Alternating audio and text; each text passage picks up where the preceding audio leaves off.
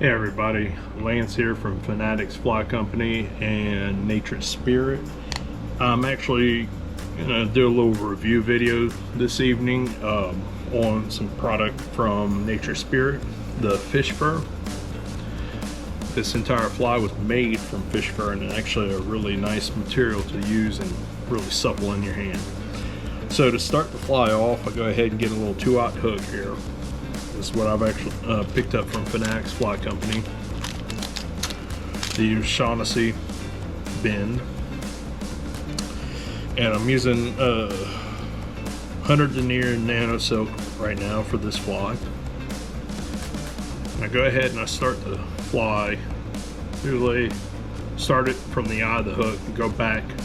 For this fly, I really don't need a whole hook shank, so I go about a 1/4 inch to the eye, or to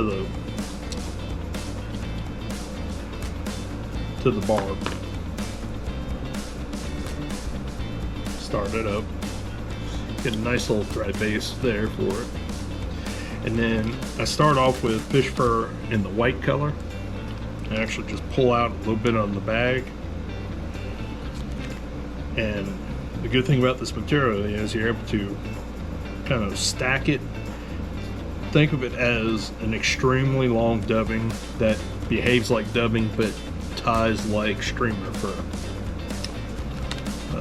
Get my little comb out, and I can actually comb it out before I start the fly, just to have it a little bit cleaner on the hook, so you can kind of imagine what it'll be.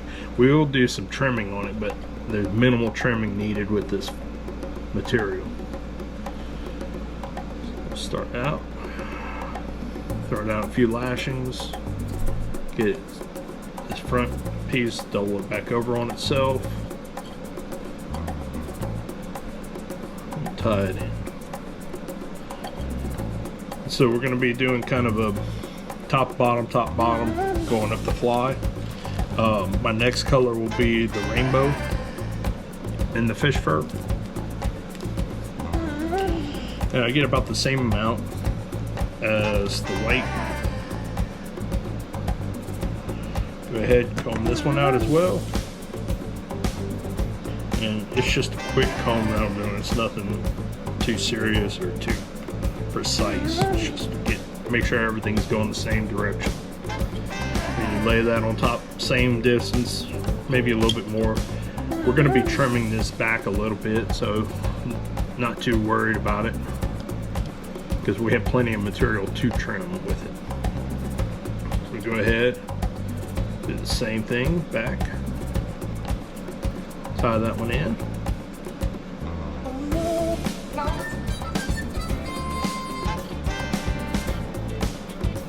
See how it lays that back pretty well on there. And we're gonna go ahead and advance this a little bit more. We're gonna add a little bit more, and as we're going up, I'm just rotating it to the bottom of the hook, to the top of the hook, to the bottom of the hook, top of the hook. Super simple bait fish pattern to tie. Kind of wanted to do something that was like a rainbow trout color. And we could fold this back on the side, or you could bend it back over on the side. I like to fold it back on its side, on the side of the hook, to kind of add a little bit more fullness to it. So, a few more wraps there. And don't worry too much about how it's laying here. It will be covered up whenever you add the material to it. So take a little bit more of the rainbow for the top.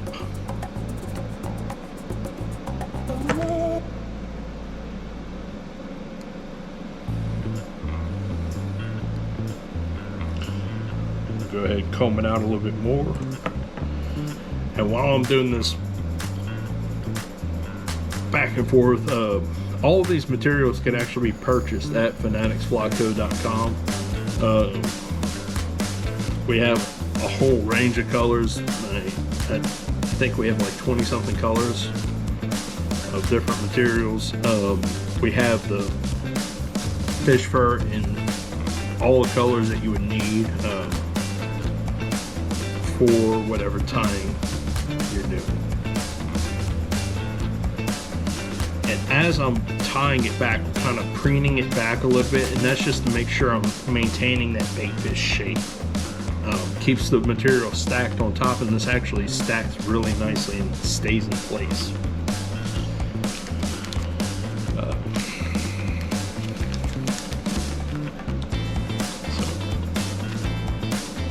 I apologize for the air conditioner running in the background, but it is South Louisiana and it is hot out. A little bit more combing, and then once we get this one on, then we're going to kind of shift up the bottom coloration just a little bit to add a little bit more depth to it and not make it as boring of a rainbow and white color.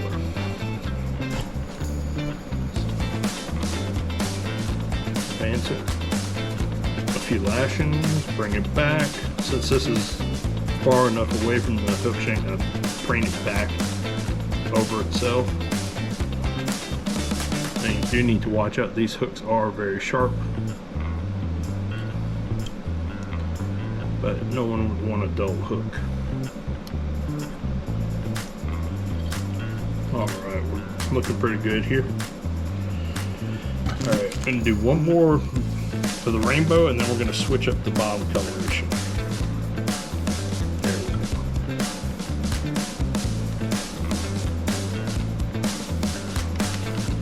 Comb out, and I'm using the wide side of my comb because I'm not trying to pull all the fibers out. I'm just trying to make sure that everything is going in the same direction. So it makes it easier to tie in and easier to trim on the end of the fly, since you already have everything tied in on one direction.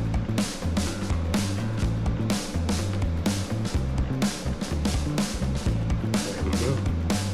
Fold it back over, kind of letting it get a little bit of volume in there.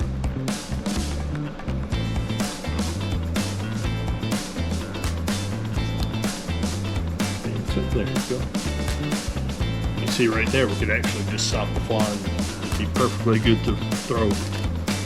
But I want to add a little depth to the bottom to break up that white, since it's pretty stark and blonde, a blonde white.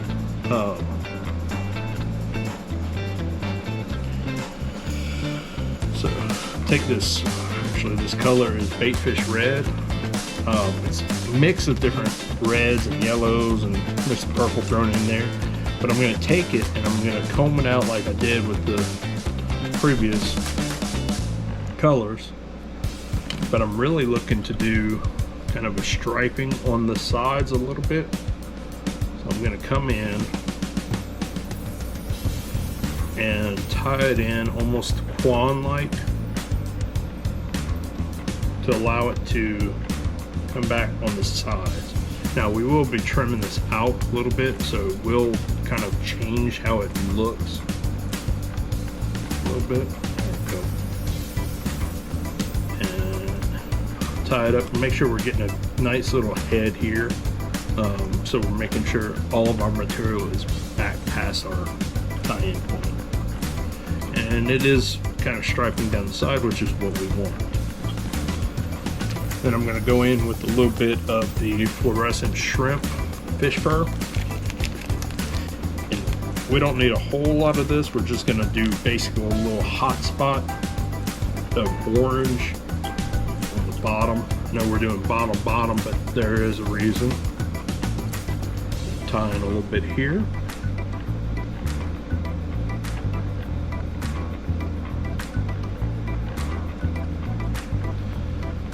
Back and tie it in here. And now the bottom is actually done. But since we need more on the top to make it even, come back with a little bit of the rainbow.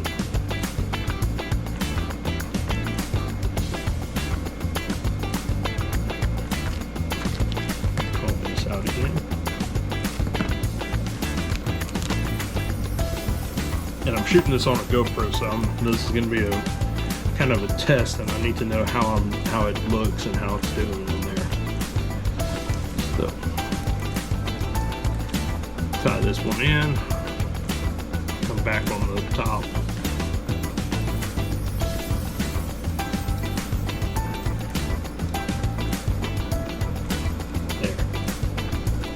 kind of pinching it to make sure I have everything in one single plane.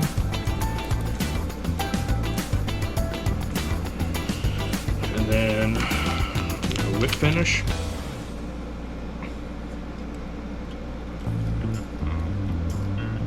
I'm making sure to kind of build up a little bit of a bulky head. I'm not too concerned about it being too clean because I will be working on it. Get a little cauterizer, clean up these little extra hairs off of the thread.